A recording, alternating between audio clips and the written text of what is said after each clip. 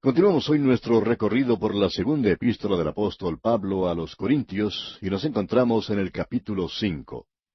Y como mencionamos en nuestro programa anterior, en realidad tenemos tres motivaciones que Dios da a los creyentes para servirle aquí en este mundo, testificando por Él, predicando su palabra a los que están perdidos. Ya hemos mencionado la primera de ellas, como dijimos antes, se encuentra en el versículo 10 de este capítulo 5. Leamos ese versículo una vez más. Dice, porque es necesario que todos nosotros comparezcamos ante el tribunal de Cristo, para que cada uno reciba según lo que haya hecho mientras estaba en el cuerpo, sea bueno o sea malo. Usted, amigo oyente, será recompensado según la forma en que sirva al Señor aquí en la tierra. Lo maravilloso de todo esto es que tenemos un motivo para servir a Cristo, porque tendremos que presentar un informe ante Él un día venidero. Él dice allá en el libro de Apocalipsis capítulo 22, versículo 12, He aquí yo vengo pronto, y mi galardón conmigo, para recompensar a cada uno según sea su obra. Él se está dirigiendo aquí a aquellos que son suyos, a los creyentes. Ellos van a ser llevados, dice aquí, ante el tribunal de Cristo. Como ya dijimos, ese lugar es conocido con el nombre de Bema. Ese no es el trono de Dios, el gran trono blanco. Él dice que nosotros estamos trabajando. En el versículo 9 de este mismo capítulo podríamos cambiar una palabra allí, y que es procurar, diciendo que nosotros somos ambiciosos también, para, o ausentes o presentes, serle agradables. Esta es una palabra bastante interesante. Uno la encuentra en la carta a los tesalonicenses, donde el apóstol Pablo la usa en la primera epístola. En el capítulo 4 de esta primera epístola a los tesalonicenses, él dice que procuréis tener tranquilidad y ocuparos en vuestros negocios. Tener ambición de ocuparse en sus propios negocios, y eso es muy bueno, ¿no le parece? Aquí nos dice que por tanto somos ambiciosos también, o ausentes o presentes, de serle agradables. Eso es lo que debemos tener en mente cuando hablamos de ser ambiciosos, que trabajemos de tal manera que podamos ser aceptados por Él. Ahora, esta no es una ambición de ser una gran persona. Usted puede ver aquí que nosotros somos aceptados, y creemos que debemos dirigir nuestra atención a esto, pues somos aceptados en el amado, dice Pablo en Efesios en el primer capítulo. Todos nosotros somos aceptados en Cristo, aceptos en el amado. Pero esto es algo un poco diferente. Esto es ser aceptados del Señor. Note esto, por favor. Hay una diferencia en ser aceptados en Cristo y el ser aceptados de Cristo. Hay una distinción bastante grande. Ahora, el ser aceptado en Cristo habla de mi posición delante de Dios. Dios me ve en Él y Él ha sido hecho para mí todo lo que necesito: sabiduría, justicia, santificación y redención. Él es mi perfección. Dios me ve en Cristo y yo estoy completo en Él. Y uno no puede agregar nada a lo que ya está completo. Cuando usted tiene un 100% de algo, lo tiene todo. Y nosotros tenemos a Cristo, somos aceptados en el amado. Pero, ¿qué es lo que queremos decir con eso de ser aceptados de Él o por Él? Esto habla de mi estado. Aceptado en Él tiene que ver con mi posición. Aceptado por Él o aceptado de Él tiene que ver con mi estado. Ahora, ¿cuál es su ambición en el día de hoy, amigo oyente? ¿Ambiciona usted ser aceptado de Cristo o por Cristo? Esta clase de ambición no quiere decir que usted tenga que caminar sobre cualquier persona que se le presente o empujar a un lado a aquellos que están delante de usted para poder alcanzar la cima. Tememos que en muchos aspectos de la obra cristiana hay personas así, que quieren hacerse un nombre para sí mismos. El doctor G. Campbell Morgan cuenta de cómo él luchó con este problema. Él era un maestro de escuela cuando fue llamado a ser un ministro de Dios. Y fue para él un momento muy solemne. Él sintió que el Señor le estaba diciendo: tú has sido apartado de una manera definitiva para el ministerio de la palabra de Dios. Ahora, ¿quieres ser un gran predicador o quieres ser mi siervo? Y lo primero que el doctor Morgan dijo fue: quiero ser un gran predicador. Y esa puede ser una ambición maravillosa. Pero después de un tiempo comenzó a analizar esto en su mente. ¿Quieres ser un gran predicador o quieres ser mi siervo? Y luego, cuando él finalmente reaccionó a esto, dijo: bueno, no puedo ser un siervo y un gran predicador a la vez, de modo que tengo que elegir uno de los dos. Finalmente dijo: bendito Señor, quiero ser tu siervo antes que ser cualquier otra cosa, y estoy dispuesto a ser un predicador obscuro. Pues bien, amigo oyente, creemos que Dios hizo del Dr. G. Campbell Morgan no solamente su siervo, sino que también lo hizo un gran predicador. Amigo oyente, a veces nosotros pensamos que nuestra ambición debería ser algo grande para Dios. Pero Dios nos dice, yo quiero que ustedes sean mis siervos, eso es todo. Cuando usted y yo podamos decir, Señor, tómame, fórmame, y haz lo que quieras conmigo, entonces vamos a hacer cosas grandes para Él. Usted recordará de la manera que lo dijo Jeremías allá en el capítulo 45, versículo 5. Dijo, ¿y tú buscas para ti grandezas? No las busques, porque he aquí que yo traigo mal sobre toda carne, ha dicho Jehová. Pero a ti te daré tu vida por botín en todos los lugares a donde fueres. Eso es hablar claro, ¿verdad? Amigo oyente, ¿está usted tratando de hacer grandes cosas para usted mismo?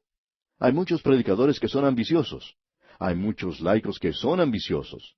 Hay muchos obreros creyentes y creyentes comunes que son ambiciosos. Pero esta es una ambición egoísta.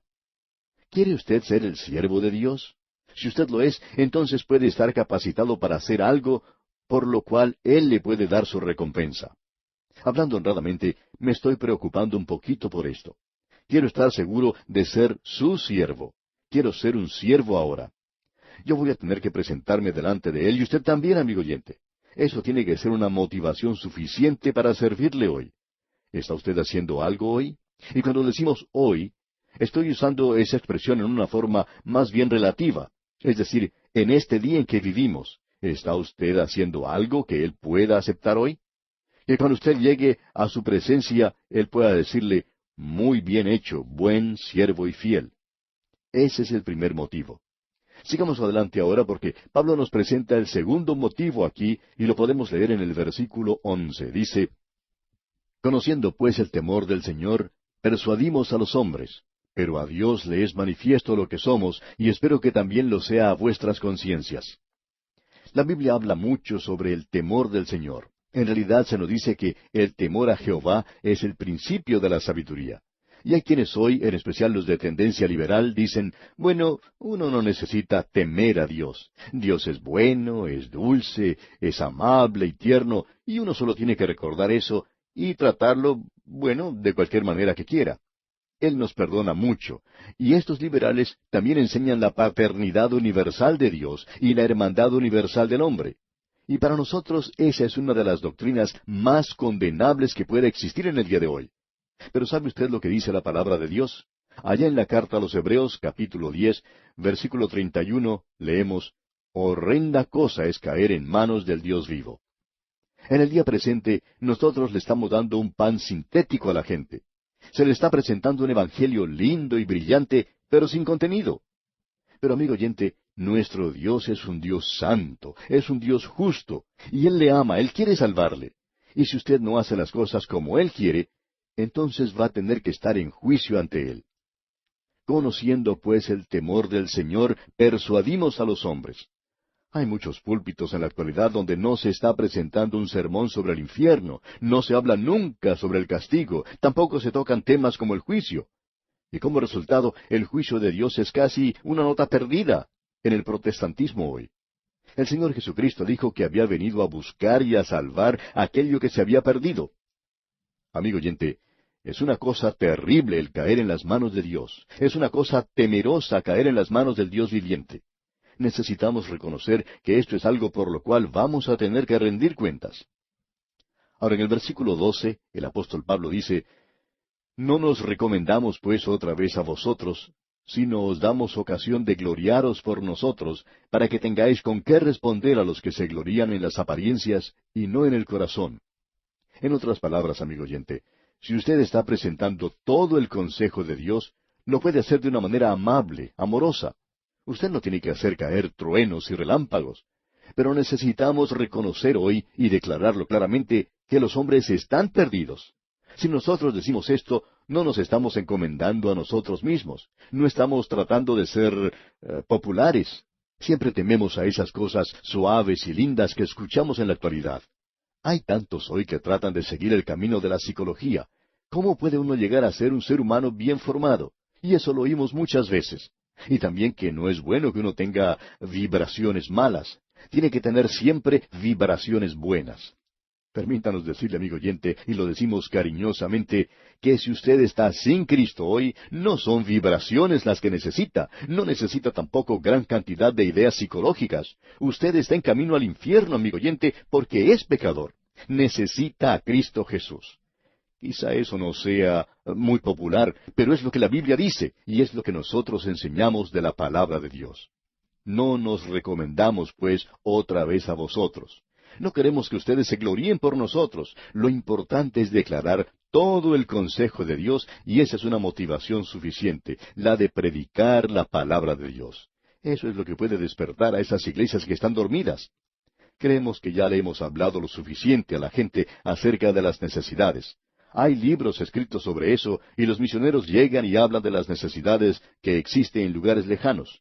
También lo decimos a menudo por radio. Pero tenemos que fijarnos, amigo oyente, en la necesidad de nuestra nación. Cada una de nuestras naciones es uno de los campos misioneros más grandes hoy. Pero tenemos problemas en comunicar eso a la gente. Hay gente en camino al infierno que se codea cada día con usted. Luego continuamos en el versículo 13 de este capítulo 5 de la segunda epístola a los Corintios leyendo, porque si estamos locos, es para Dios, y si somos cuerdos, es para vosotros. Usted puede pensar que quizá yo esté loco. Pablo dice, usted puede pensar que estoy loco, pero estoy haciendo esto para Dios. Y usted puede pensar que estoy cuerdo. Pues bien, es para vosotros. Eso es lo que Pablo dice. Y luego él nos da el tercer motivo, que también es una motivación para servir. Leamos el versículo 14 de este capítulo 5 de la segunda epístola a los Corintios. Porque el amor de Cristo nos constriñe, pensando esto, que si uno murió por todos, luego todos murieron. El amor de Cristo nos constriñe. Esta palabra ha sido mal entendida. Se ha pensado que el amor de Cristo nos restringe, nos ata, nos amarra, no nos permite actuar. Y eso no es lo que Pablo está diciendo aquí. Lo que él está diciendo es que el amor de Cristo nos está empujando, nos está motivando, nos está impulsando. El amor de Cristo nos está lanzando hacia adelante. Es el amor de Cristo el que causa que prediquemos la palabra de Dios. Esa es la motivación. El amor de Cristo nos constriñe pensando esto, que si uno murió por todos, luego todos murieron. Eso fue lo que motivó a que el apóstol Pablo saliera y visitara hasta los lugares más alejados de la tierra. El Evangelio tiene que ser predicado, amigo oyente, en el poder del Espíritu Santo. Y ahora el versículo 15 dice, y por todos murió, para que los que viven ya no vivan para sí, sino para aquel que murió y resucitó por ellos. Este es el Evangelio. El amor de Cristo nos constriñe y el Evangelio tiene que manifestar la muerte, la sepultura y la resurrección del Señor Jesucristo. Esos son los hechos del Evangelio, y cuando nosotros los predicamos a los hombres, les estamos haciendo un llamado para que se reconcilien con Dios ahora mismo. Eso es lo que el Evangelio es. Dios dice ahora que usted puede ser reconciliado con Él. Además, quisiéramos que usted se dé cuenta de algo. Pensando esto, que si uno murió por todos, luego todos murieron. Esto quiere decir en realidad que la humanidad está bajo la sentencia de muerte. Cuando Adán estaba en el jardín del Edén, él era nuestra cabeza federal. Él era la cabeza de la antigua creación. Y esa creación estaba en juicio, digamos, en Adán. Dios le dijo a él, del árbol de la ciencia del bien y del mal no comerás, porque el día que de él comieres, ciertamente morirás. Adán, de una manera deliberada, desobedeció a Dios.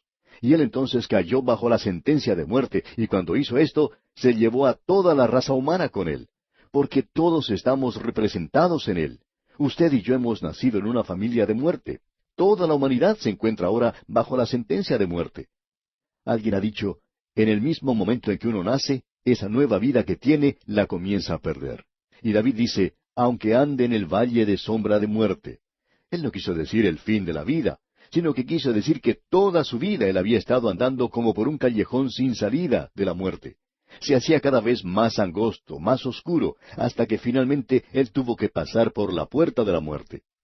Ahora permítanos presentarle una ilustración en cuanto a esto, para aclarar un poco más. Podemos pensar, por ejemplo, en la cordillera de los Andes. Uno de los picos más altos de América es el Aconcagua. Supongamos que en la misma cima de la Aconcagua se encuentra el paraíso. Allí coloca Dios al hombre, lo coloca a Adán. Ahora, en ese lugar, éste tenía todo lo que era bueno para él. Todo lo que necesitaba estaba allí. Se le dijo lo que no debía hacer. Él era un hombre sin pecado. A él se le había dicho algo que no debía hacer. Sin embargo, él lo hizo. Y entonces cayó. Siempre hablamos de la caída de Adán. Pues bien, él cayó rodando desde esa altura hasta el lugar donde nosotros estamos en el valle. Usted puede pensar que él tuvo una caída bastante grande. Ahora, al caer, él comenzó a traer al mundo una raza. Estos no nacen donde se encontraba Adán antes, allá en la cima, en esa altura donde él había sido inocente, sino que nacen aquí abajo. Cuando el Señor Jesucristo vino a este mundo, Él vino a un mundo donde estábamos nosotros muertos en nuestros delitos y pecados. Ahora Él viene a este mundo, pero no lo hace a la cima de la montaña, sino que, aunque Él es uno sin pecado, Él no va a un lugar donde no hay pecado. Él vino al lugar donde nosotros estábamos. Él era santo, inocente, sin mancha, separado de los pecadores, pero Él vino al mundo a salvar a los pecadores. Ahora Él no puede encontrar a ningún hombre en ese nivel de santidad en la cima de la montaña, porque todos han caído aquí abajo a este nivel. Ahora, ¿qué es lo que va a hacer? Pues Él viene a nuestro nivel, a este lugar de muerte donde se encuentra el hombre, y Él muere por todos. ¿Por qué? Porque los hombres estaban muertos, y Él bajó a este lugar de muerte. Él levanta, lleva a los creyentes con Él a una vida de resurrección. Ahora alguien quizá diga, bueno, Cristo nos va a llevar ahora a la cima de la montaña. No, amigo oyente, Cristo no nos va a llevar allí. Él nos lleva a los lugares celestiales. Nosotros estamos ahora en los lugares celestiales, y Él nos ha levantado junto con Él, y nos ha preparado un lugar en los lugares celestiales en Cristo Jesús.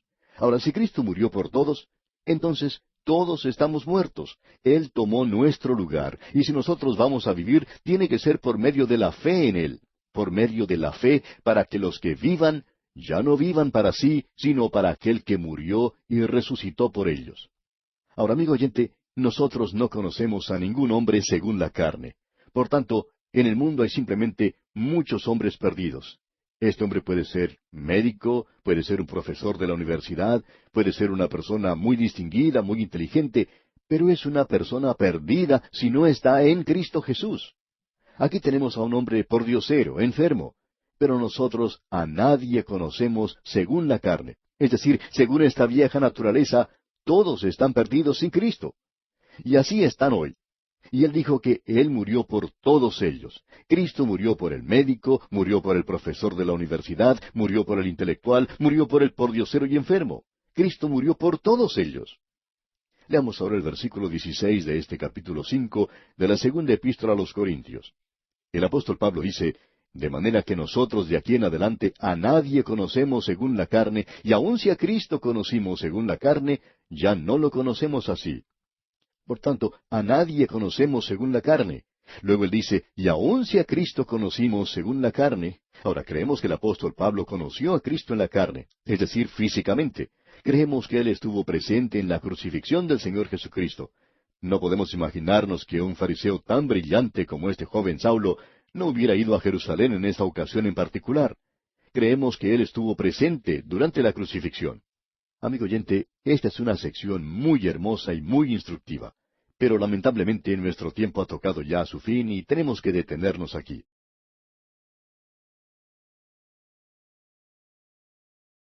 Amigo oyente, llegamos otra vez a esta maravillosa porción de las Escrituras, que es el capítulo 5 de la segunda carta a los Corintios.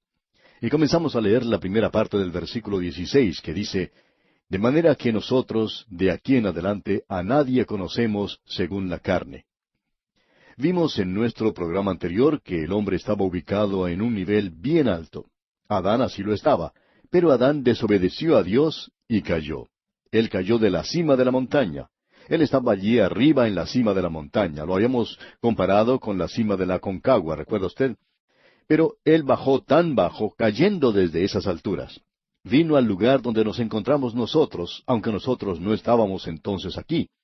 Él llegó a este bajo nivel y comenzó a procrear hijos e hijas en este lugar de muerte. Ahora el Señor Jesucristo vino y se fue de este lugar de muerte. Y aquellos que confían en Él, ¿qué beneficio reciben? Pues bien, Él no los vuelve a llevar a la cima de la montaña para que vuelvan a caer de allí. Él nos va a llevar ahora a un lugar seguro, a lugares celestiales. Ahora eso es para el Hijo de Dios y le da una nueva interpretación a la familia humana.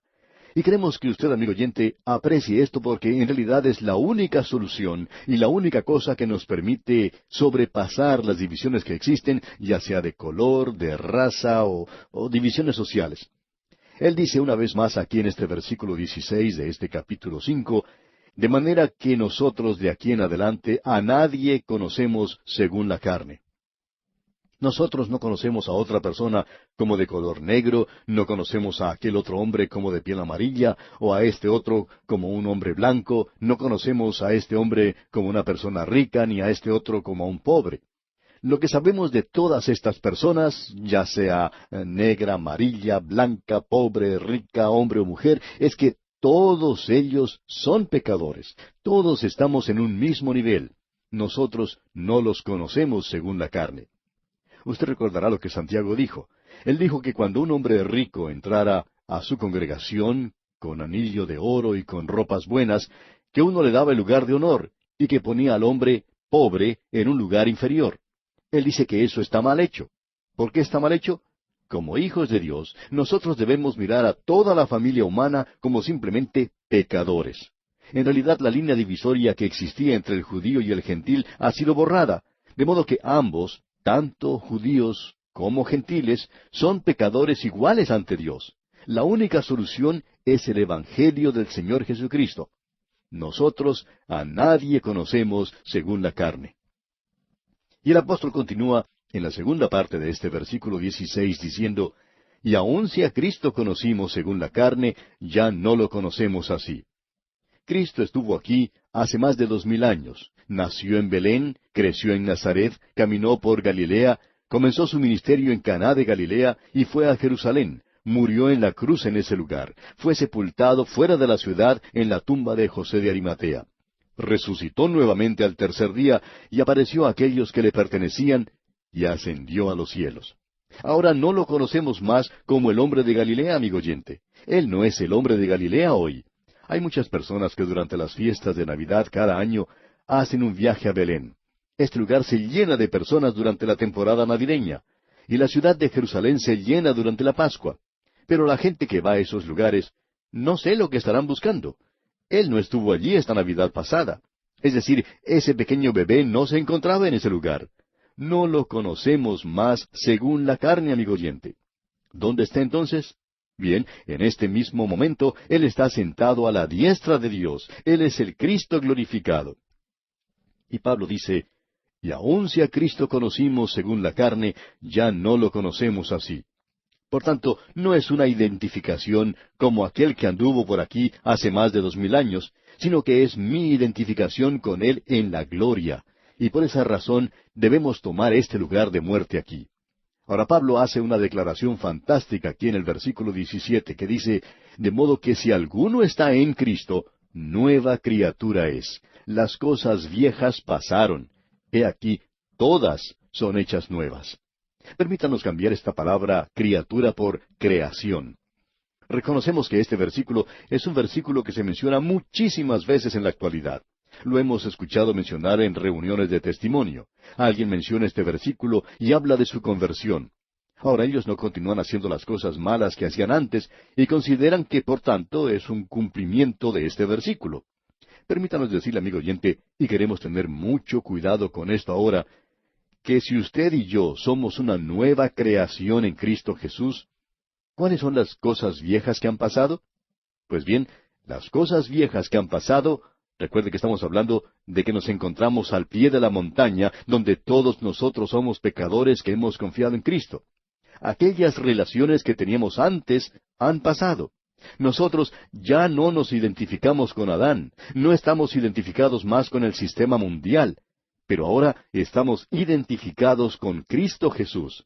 Hemos sido bautizados en el cuerpo de creyentes y pertenecemos a Él. Estas son las cosas viejas que han pasado, y las nuevas cosas ahora se refiere a esta nueva relación que tenemos con el Señor Jesucristo, y eso es lo que tiene valor.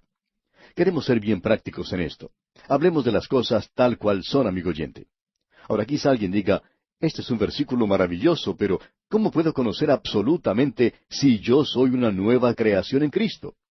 Pues bien, Escuchemos lo que dice el Señor Jesucristo allá en el Evangelio según San Juan, capítulo 5, versículo 24. Dice el Señor: de cierto os digo, el que oye mi palabra y cree al que me envió, tiene vida eterna, y no vendrá a condenación, mas ha pasado de muerte a vida. ¿Confía usted en Él, amigo oyente? ¿Ha creído usted en el Señor Jesucristo? ¿Está usted seguro de eso? Pues bien, si usted confía en Él, entonces, ¿qué es lo que Él está diciendo? Que tiene vida eterna, que no vendrá a condenación, sino que ha pasado de muerte a vida. Él dijo eso. ¿Lo cree usted? Entonces usted es una nueva creación, ¿no es así? Ahora, basándonos en esa experiencia, y esperamos que usted tenga una pequeña experiencia, pero la base no es la experiencia, sino lo que la palabra de Dios tiene que decir. Usted ya no pertenece a la vieja creación que cayó con Adán. La nueva creación está firme en Cristo. Y si usted, amigo oyente, está en Él, usted está en Él. Usted y yo, amigo oyente, estamos en un lugar de peligro en el día de hoy, en un lugar de tentación, y podemos fracasar de muchas maneras. Pero lo maravilloso es que el Señor Jesucristo nos ha redimido. Ahora Pablo habla de esto. Él dice aquí en el versículo 18 de este capítulo 5 de la segunda epístola a los Corintios: y todo esto proviene de Dios, quien nos reconcilió consigo mismo por Cristo y nos dio el ministerio de la reconciliación. Quisiéramos que usted note esto, que es conocido como el ministerio de la reconciliación. Este ministerio de la reconciliación es en realidad el llamado de Dios a los hombres perdidos en todas partes, para que vayan a Él con todos sus pecados, con todas sus cargas y problemas, con todas las diferencias y dificultades, para que sean reconciliados en Él. Quisiéramos echar una mirada aquí a este tema de la reconciliación. Esto se utiliza 2 veces aquí en el versículo que hemos leído y también 2 veces en el próximo versículo. Luego, en el versículo que sigue, en el versículo 20, una vez más, y el versículo 21 resume todo esto. Ahora nosotros nos encontramos en una sección bastante importante, y por un momento lo vamos a considerar. Porque esto nos presenta aquí, de una manera maravillosa, este ministerio de la reconciliación. Este ministerio de la reconciliación es algo muy importante. Es tan importante que necesitamos reconocer el lugar que ocupa en el día de hoy. Dios ha reconciliado el mundo a sí mismo. La reconciliación no debe confundirse con la salvación. No quiere decir salvación para todos, sino que quiere decir que es el ministerio de cambiar completamente, es decir, cambiar de adentro hacia afuera, de arriba hacia abajo. De modo que si alguno está en Cristo, nueva creación es. Notemos ahora lo que la reconciliación es del lado de Dios. Leamos este versículo 18 una vez más. Y todo esto proviene de Dios, quien nos reconcilió consigo mismo por Cristo y nos dio el ministerio de la reconciliación. El ministerio de cambiar completamente. Pero, ¿quién está cambiando completamente? Bueno, notemos el versículo 19. Que Dios estaba en Cristo reconciliando consigo al mundo, no tomándoles en cuenta a los hombres sus pecados, y nos encargó a nosotros la palabra de la reconciliación. Aquí tenemos algo muy importante y no queremos que usted lo pase por alto. Nunca se dice que Dios ha sido reconciliado. Dios nunca cambia completamente. Él es el mismo ayer, hoy y por los siglos. Pero dice aquí que Él ha reconciliado consigo al mundo. Pues bien, ¿quién es reconciliado? Entonces, el mundo ha sido reconciliado. Dios ha reconciliado al mundo. Usted observa al mundo por unos momentos y está dirigiéndose, como siempre, por su camino pecaminoso. Cada cual se apartó por su camino, se nos dice. Ahora, ¿cómo ha cambiado Dios al mundo? Pues bien, en su actitud, en su relación y en su trato. Es a través de Cristo que el mundo es conciliado con Dios, es decir, es reconciliado con Dios por la muerte de Cristo. Y eso es lo que Él ha hecho. Este maravilloso ministerio de la reconciliación es la obra que Él ha hecho. Creemos que probablemente sería bueno observar otro versículo en este momento en particular. Vamos a leer los versículos 20 y 21 de la Epístola a los Colosenses capítulo 1. Escuche lo que allí dice. Y por medio de Él, reconciliar consigo todas las cosas, así las que están en la tierra como las que están en los cielos, haciendo la paz mediante la sangre de su cruz. Y a vosotros también, que erais en otro tiempo extraños y enemigos en vuestra mente, haciendo malas obras, ahora os ha reconciliado. Cuando se nos dice en otra parte que toda rodilla se va a inclinar delante de Él, ya sean las cosas en el cielo o en la tierra y debajo de la tierra, Pero uno puede apreciar que el infierno no será reconciliado. Esto, amigo oyente, es el mundo y el cielo y todas sus criaturas las que son reconciliadas con Él. Ahora, ¿de qué manera? Como vimos en el capítulo 1 de la Epístola a los Colosenses, donde también podemos leer en el versículo 22 que dice, en su cuerpo de carne, por medio de la muerte, para presentaros santos y sin mancha e irreprensibles delante de Él. La muerte de Cristo es lo que reconcilia al mundo con Dios. Dios no es reconciliado, Dios no ha cambiado, pero el mundo ha sido colocado en una posición diferente. ¿Por qué? Porque Cristo murió. Usted puede apreciar que cuando Adán pecó, cuando se encontraba en el jardín de Edén, un Dios santo no podía tratar de alcanzarlo y salvarlo. Dios tenía que hacer algo acerca de ese pecado, es decir, algo en cuanto a ese pecado. Dios tenía que juzgar al hombre. El alma que pecare, esa morirá. Y Dios le dijo a Adán que el día que él comiere de ese fruto, él moriría. Pues bien, él murió ese mismo día, espiritualmente. Y 900 años después murió físicamente. Él había muerto espiritualmente, no tenía ya capacidad para Dios, alienado y separado de Dios. Y esa es la misma condición en la que se encuentra el mundo. Y Dios lo tiene que juzgar por eso. Pero ahora Dios, en el día de hoy, tiene sus brazos abiertos para un mundo perdido. Y Él le está diciendo al mundo perdido que vaya a Él, que acuda a Él. El peor pecador del mundo puede llegarse a Él hoy. No hay ninguna diferencia en cuanto a lo que usted sea, usted puede llegar a Él. Y esto quiere decir que Dios hoy, el Dios santo que nos debe juzgar, ahora puede alcanzarnos y salvarnos si nosotros nos acercamos a Él. Ahora este cuadro es simplemente esto. Cuando Cristo murió en la cruz, un Dios santo se volvió hacia el mundo. Él no está reconciliado. Él se sentía de la misma manera antes y todos los sacrificios señalaban hacia la venida de Cristo. Y Dios nunca tuvo sino un solo camino para salvar a los pecadores, a aquellos que se volvían hacia Él. Ahora, Él se ha comprometido con esta palabra de reconciliación. ¿Y para quién es la reconciliación? Pues bien, usted puede apreciar que Dios se volvió hacia los hombres. Uno no tiene que hacer nada para ganar su atención. Dios no es un policía que está esperando que nos acerquemos a Él para tomarnos y echarnos a la cárcel. Dios no está enojado con usted. Él no lo odia, al contrario, Dios le ama en este día. ¿Recuerda usted lo que ocurrió con esa mujer que fue llevada ante el Señor Jesucristo allá en el capítulo 8 del Evangelio según San Juan? ¿Recuerda usted lo que el Señor le dijo a ese grupo de líderes religiosos hipócritas? El Señor dijo, el que de vosotros esté sin pecado, sea el primero en arrojar la piedra contra ella. ¿Y cómo se apartó de allí ese grupo?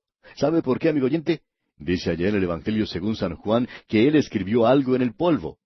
Es muy interesante esto porque Jeremías en el capítulo 17, versículo 13 dice, Oh Jehová, esperanza de Israel, todos los que te dejan serán avergonzados, y los que se apartan de mí serán escritos en el polvo, porque dejaron a Jehová manantial de aguas vivas. Aquellos que se encontraban cerca del Señor Jesucristo, esos fariseos, comenzando con el más viejo hasta el más joven, se apartaron. Los viejos quizá tenían un poco más de sentido común que los jóvenes. Estos quizás se quedaron un poco más, pero los más viejos reaccionaron más rápido. Él estaba escribiendo en el polvo. Uno de los más ancianos podía leer lo que estaba escribiendo. Nadie sabía que él había tenido algo que ver con esa muchacha en la ciudad de Corinto, pero el Señor Jesús sí lo sabía. Quizá lo único que hizo fue escribir el nombre de la muchacha, y este fariseo anciano ya lo pudo leer y de pronto recuerda que tiene otras cosas que hacer. Antes de que pasara mucho tiempo, todos se habían retirado con la excepción de una persona. ¿Y quién era esa persona? El Señor Jesucristo. El único que podía haber arrojado una piedra contra ella, no lo hizo. ¿Qué fue lo que dijo? ¿Dónde están los que te acusaban? Y ella le contestó, todos se han ido, no quedó ninguno. Y Jesús le dijo, ni yo te condeno, vete y no peques más. Él había realizado la reconciliación. No es que estaba cerrando sus ojos al pecado. Él murió por los pecados de esa mujer. Él le pudo decir a ella, vete y no peques más. Amigo oyente, Dios tiene sus brazos abiertos hacia usted. Veamos ahora lo que Pablo dice en el versículo 20 de este capítulo 5 de su segunda epístola a los Corintios. Así que somos embajadores en nombre de Cristo, como si Dios rogase por medio de nosotros, os rogamos en nombre de Cristo, reconciliaos con Dios. Entonces, ¿cuál es el mensaje? Pues bien, el mensaje de hoy es que somos embajadores. Observemos esto por un momento. ¿Quiénes son embajadores? Pues bien, Según el diccionario, es un agente diplomático de primera clase que representa al Estado, al jefe del Estado y al gobierno que lo nombra cerca de otro Estado. El embajador representa a la persona misma del jefe del Estado que le envía. Nosotros somos embajadores de Cristo. Estamos en un país extranjero. Pedro dice que nosotros somos peregrinos y extranjeros en esta tierra. Pablo en su epístola a los Filipenses, capítulo 3, versículo 20, dice, «Mas nuestra ciudadanía está en los cielos, de donde también esperamos al Salvador, al Señor Jesucristo». O sea que nuestra ciudadanía está en los cielos, y nosotros somos embajadores aquí en la tierra. ¿Y sabe una cosa, amigo oyente? Cuando un embajador está presente ante un gobierno, quiere decir que ambos países gozan de relaciones amistosas. Dios todavía está manteniendo relaciones amistosas con este mundo. Pero uno de estos días, amigo oyente, Él llamará a sus embajadores a su patria y entonces comenzará el juicio. Usted puede darse cuenta que cuando el hombre pecó, el Dios Santo volvió su rostro. Pero Dios amó al hombre, y cuando Cristo murió en la cruz, le permitió que le extendiera sus brazos como una bienvenida y decir, «Tú puedes venir. Ustedes son ahora mis embajadores». ¿Y qué es entonces lo que debemos hacer? Podemos presentar el mensaje de Dios de que Él le salvará. Lo que Dios le está diciendo sencillamente es que acuda a Él. Dios no está tratando de igualar la cuenta. Él no le va a castigar. Dios no quiere condenarlo. Dios no quiere poner su mano sobre usted. Si usted es su hijo y peca, uno no va a escaparse. Pero amigo oyente, este es un gran día. Nosotros le podemos decir, reconcíliese con Dios. Y todo lo que Él pide es que usted se vuelva hacia Él. ¿Por qué? Porque Él llevó toda su culpa por usted. Él ha sido reconciliado. Usted no tiene que derramar ninguna lágrima para que Él le acepte. Había un evangelista que siempre estaba tratando de hacer que la gente llorara. Y uno a veces se podía divertir con él y preguntarle cuántas lágrimas había que derramar para ablandar el corazón de Dios. A lo que él contestaba que eso era ridículo. Si uno le decía que hacía falta 12 lágrimas, entonces 11, pues no serían suficientes. Pero eso es algo tonto, y él lo decía también. Y uno podía estar de acuerdo con eso. Uno no tiene que derramar ninguna lágrima, amigo oyente. El corazón de Dios es tierno, Él le ama y quiere salvarle. ¿Por qué?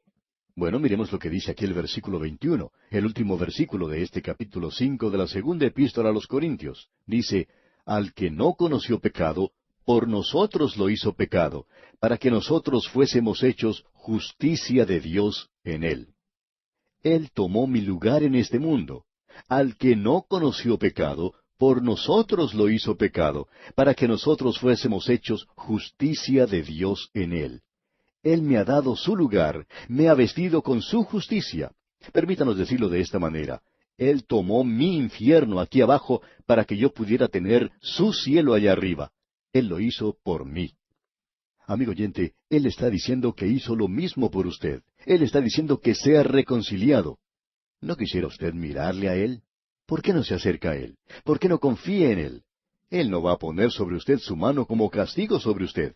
Él llevó todas sus culpas por amor a usted. Él lo toma a usted de su mano y nunca perecerá si se allega a Él. Amigo oyente, hágalo ahora. Hágalo hoy mismo. Podemos decir de paso que esto es una palabra maravillosa. ¿Se lo ha contado a alguna otra persona? Hablando honradamente, amigo oyente, quien quiera que usted sea, donde quiera que esté, ¿qué está haciendo usted hoy para presentar este mensaje de reconciliación a un mundo perdido? Dios ha sido reconciliado. Él es el mismo ayer y hoy y por los siglos. Él siente lo mismo en este momento que lo que sintió el día que murió en la cruz del Calvario para salvarle. El mundo ha sido reconciliado con Él, pero usted va a tener que volverse hacia Él, y por medio de la fe lo puede hacer. Prediquemos esta palabra. Si usted no lo está haciendo en otra parte, ayúdenos a que nosotros lo hagamos hoy. Y así concluimos nuestro estudio de este capítulo 5 de la segunda epístola del apóstol San Pablo a los Corintios. Dios mediante, en nuestro próximo programa, comenzaremos a estudiar el capítulo 6.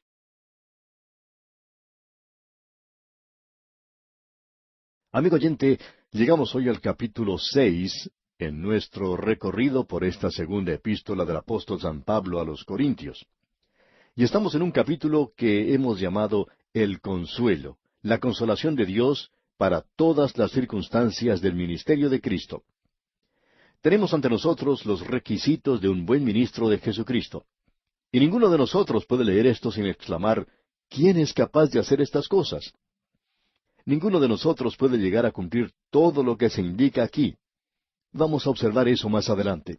Y quisiéramos que usted note que todavía estamos en la sección del consuelo, la consolación, el estímulo de Dios. Eso lo tenemos en los primeros 7 capítulos de esta segunda epístola a los Corintios. Hemos estudiado hasta ahora el consuelo de Dios en el ministerio del sufrimiento.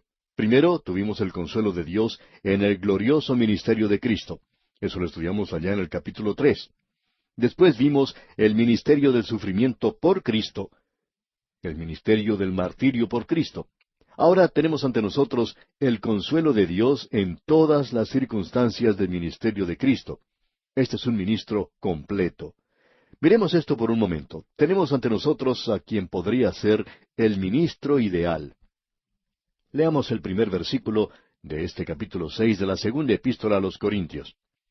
Así pues, nosotros, como colaboradores suyos, os exhortamos también a que no recibáis en vano la gracia de Dios.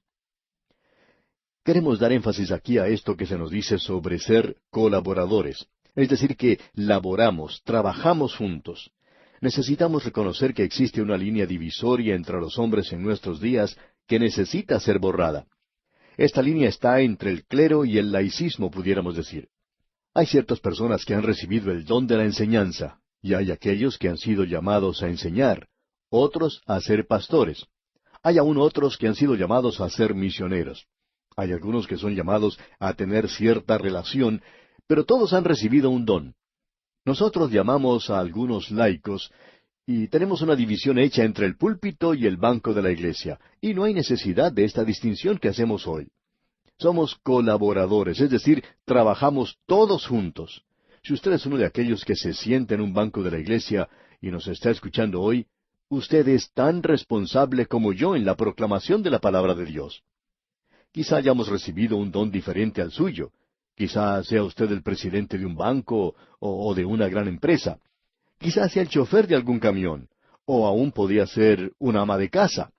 Pero hablando francamente, amigo oyente, usted es tan responsable como yo de la predicación de la palabra de Dios en la actualidad.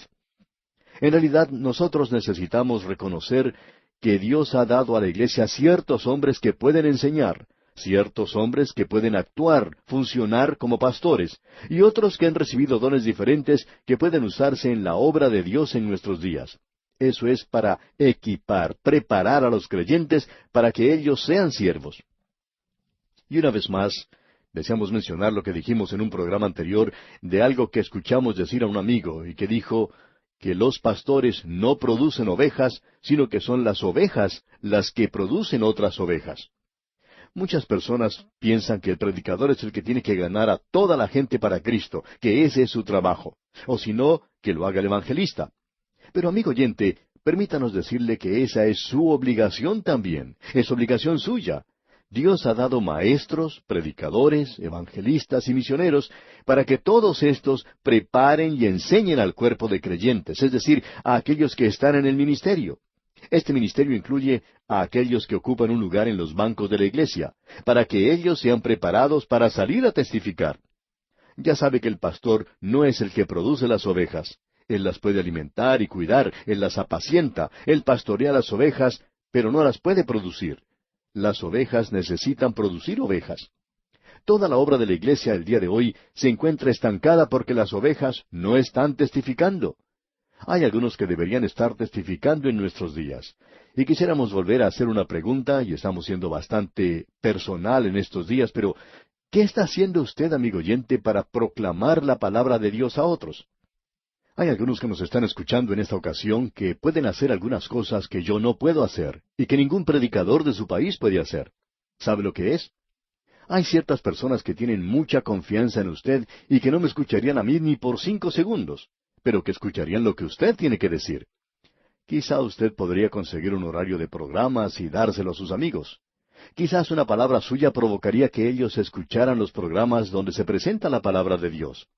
Encontramos que hay personas que están siendo llevadas a Cristo en nuestros días porque alguien habló con ellas sobre los programas y les invitó a que los escucharan. Hay otras personas que pueden colocar anuncios en los periódicos locales. Nosotros no podemos hacer eso, no es nuestro método, pero hemos visto que esto ocurre en varios lugares y nos enteramos de eso. Hay aún quienes están interesados en que las personas de su ciudad o de su pueblo puedan escuchar la presentación de la palabra de Dios. Cierto hombre de negocios, por ejemplo, que es una persona muy buena, pero hablando honestamente, él no puede hablar. Es decir, sí puede hablar, pero tiene cierto problema. Lo que él hace es conseguir grabaciones de los programas y las hace circular entre sus conocidos. Las lleva a los diferentes lugares que visita. Él es un hombre de negocios muy destacado y le gusta mucho ir a llamar a la puerta de uno de sus trabajadores durante el anochecer y llevarle una grabación con una grabadora para que la pueda escuchar. Él va a visitarlos y les dice, yo quisiera que ustedes escuchen esto por un momento. Y esto, amigo oyente, es testificar. Usted puede darse cuenta, amigo oyente, que somos colaboradores suyos. Y aquí Pablo dice, os exhortamos también a que no recibáis en vano la gracia de Dios. Ahora, ¿cómo puede uno recibir en vano la gracia de Dios? Pues bien, es de esta manera. ¿Cómo estamos respondiendo nosotros al amor de su corazón, o sea, al amor del corazón de Dios? Dios nos está colmando de su bondad y su misericordia. Nosotros podríamos gozarnos de la salvación de la gracia de Dios, y sin embargo estamos viviendo vidas carnales, vidas mundanas. Eso es lo que quiere decir recibir en vano la gracia de Dios. Esto es algo que nosotros necesitamos reconocer. Es muy importante que lo hagamos. Continuemos ahora leyendo el versículo 2 de este capítulo 6 de la segunda epístola a los Corintios. Porque dice, en tiempo aceptable te he oído, y en día de salvación te he socorrido. He aquí ahora el tiempo aceptable, he aquí ahora el día de salvación. Hay muchas personas que dicen, bien, yo no voy a aceptar a Cristo ahora, lo haré en otra oportunidad, y lo postergan. Hay otras personas que dicen también, bueno, yo voy a esperar hasta que venga cierto evangelista a mi ciudad. Hay muchos que hacen eso. Muchos pastores nos han indicado que así sucede. También dicen, yo esperaré hasta que tengamos una reunión especial. Ahora, amigo oyente, yo no sé quién es usted, dónde está o cómo está en este momento. Pero si usted no es salvo y me está escuchando, para usted ahora es el tiempo aceptable. He aquí ahora el día de salvación. Ahora mismo, amigo oyente, no es mañana. No cuando tenga oportunidad de escuchar a un gran predicador o algún gran mensaje. Si usted nos está escuchando en este momento, este es el tiempo aceptable. No sabemos qué hora es donde usted está escuchando ahora porque este programa se transmite a diferentes horas por diferentes emisoras. Pero mire usted su reloj y cualquier hora que ese reloj indique, ese es el tiempo para usted. Ahora, amigo oyente, ahora es el tiempo aceptable. Ahora usted dirá, ¿por qué no lo puedo aceptar mañana? Pues sí, lo podría hacer, pero no hay ninguna garantía de eso, amigo oyente. Lo importante es que Dios dice que debe hacerse ahora mismo. No es ahora o nunca, sino ahora mismo. Notemos ahora lo que dice el versículo 3 de este capítulo 6 de la segunda epístola a los Corintios. No damos a nadie ninguna ocasión de tropiezo para que nuestro ministerio no sea vituperado. Nosotros tenemos que tener mucho cuidado con nuestro comportamiento. Dice aquí Pablo, no damos a nadie ninguna ocasión de tropiezo. Tenemos que comportarnos de tal manera que no lastimemos los sentimientos de alguna persona. Quizá para algunos pastores que están mucho tiempo en una iglesia, esto sea un poco difícil, pero eso es lo que debemos tratar de hacer. Hay muchos que están listos para ser heridos por cualquier cosa que uno haga o por dejarla de hacer. De modo que tenemos que andar con mucho, mucho cuidado. En una pequeña ciudad, en un restaurante, había un cartel que decía, no se puede complacer a todo el mundo, pero lo tratamos de hacer. Y amigo oyente, quizá muchos pastores deberían poner eso en su oficina o en sus hogares. No podemos complacer a todos, pero lo intentamos. En este capítulo 6 de la segunda epístola a los Corintios, tenemos 3 juegos o 3 conjuntos de 9 cosas que deberían caracterizar el ministerio. Esto es bastante interesante. Vamos a pasar por ellas quizá un poco rápido, pero queremos que usted note lo que dice aquí en el versículo 4, en su primera parte. Dice, antes bien, nos recomendamos en todo como ministros de Dios, en mucha paciencia. Ahora, ¿cómo hacemos eso? Con mucha paciencia. Eso ocupa el primer lugar en la lista. Esto me hace tropezar aquí mismo al comienzo. Esta es una de las cosas que, francamente hablando, me falta a veces. Ahora, el segundo punto que se presenta es en tribulaciones. Y esto es algo que muchos hombres que están en el ministerio tienen que soportar. Yo creo que muchos de nosotros sabemos de lo que estamos hablando cuando mencionamos esto que dice este versículo 4, de estar en necesidades. Muchas personas tienen que padecer la falta de comida, vivir en un hogar pobre y pasar lo que aquí dice muchas necesidades. Muchas veces tienen que ir a dormir con el estómago vacío porque no han tenido con qué comprar la comida. Y yo sé que hay muchos que pueden hablar de este asunto con mucha más experiencia que lo que yo puedo hacerlo. El doctor Ironside cuenta que cuando él era un joven predicador, tuvo que predicar en cierto lugar por 3 días consecutivos, y que no tuvo nada que comer durante esos 3 días. Él cuenta que predicó ante esa gente, indicando que él estaba viviendo por fe, y ellos lo dejaron vivir por fe, ya que no le dieron nada de comer. Pero en cierta mañana, cuando él estaba pensando si se quedaba en la cama durante la hora del desayuno, o si se levantaba y se apretaba el cinturón un poco más, notó que alguien deslizaba una carta por debajo de la puerta de su habitación. Se levantó y la tomó, y al abrirla pudo ver que ésta contenía dinero que alguien estaba compartiendo con él. Por tanto, salió inmediatamente y pudo disfrutar de un desayuno como nunca antes lo había hecho en su vida. Hay muchas personas, amigo oyente, que en nuestros días saben lo que significa esto de las necesidades y de las aflicciones. Quizá la generación más joven no lo conozca. Por eso es que tenemos esa separación entre las generaciones el día de hoy. Dice aquí este versículo 4 en su segunda parte, en tribulaciones, en necesidades, en angustias. Luego continúa en el versículo 5, en azotes. Tenemos la idea de que muy pocos de nosotros sabemos lo que quiere decir esto de ser azotados. Pero muchas veces hemos sido heridos en el rostro por una declaración insultante que hemos recibido de alguna persona en nuestro círculo. Luego, continuando con este versículo 5, tenemos en cárceles, en tumultos, en trabajos, en desvelos, en ayunos. Todas estas cosas que tenemos aquí, amigo oyente, son cosas que deberían identificar el ministerio.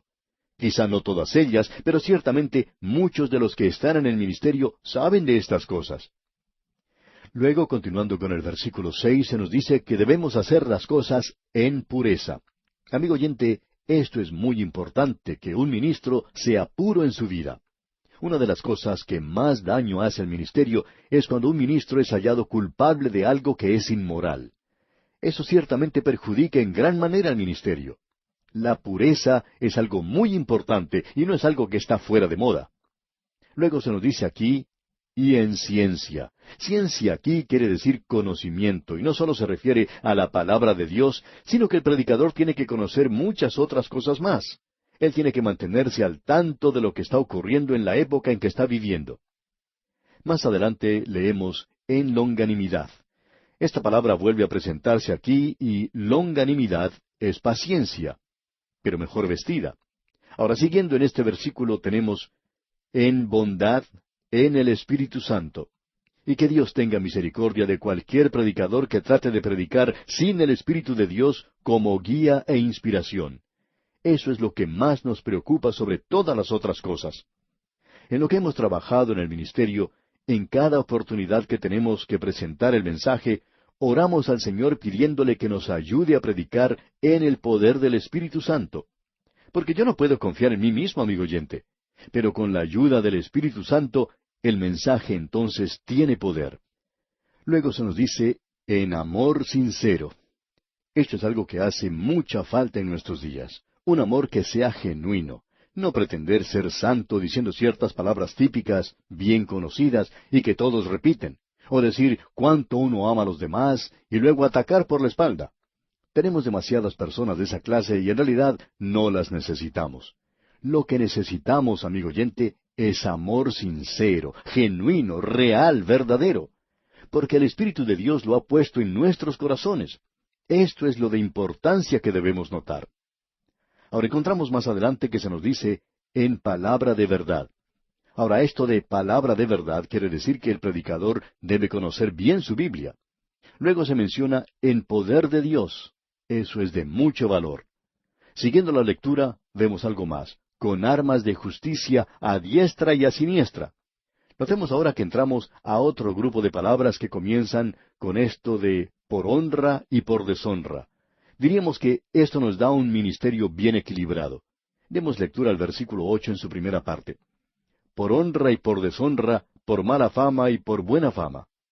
Hay personas que van a decir cosas de usted que son malas, pero nosotros debemos servir sin reconocer eso, sin prestarle atención. En otras palabras, un halago también puede perjudicarlo a uno.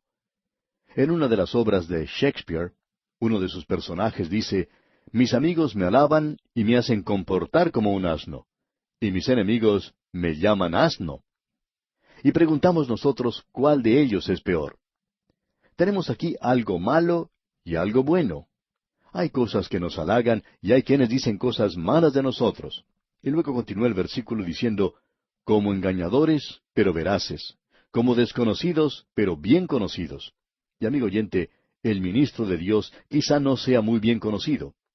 Y continúa el apóstol diciendo, «Como moribundos, mas he aquí vivimos, como castigados, mas no muertos, como entristecidos, mas siempre gozosos, como pobres, mas enriqueciendo a muchos».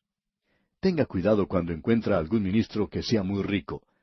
Se supone que nosotros no debemos enriquecernos en el ministerio. Y continúa Pablo diciendo aquí en el versículo 10 de este capítulo 6 de la segunda epístola a los Corintios, «Como no teniendo nada, mas poseyéndolo todo». ¿Recuerda usted lo que Pablo dijo allá en su primera carta a los Corintios?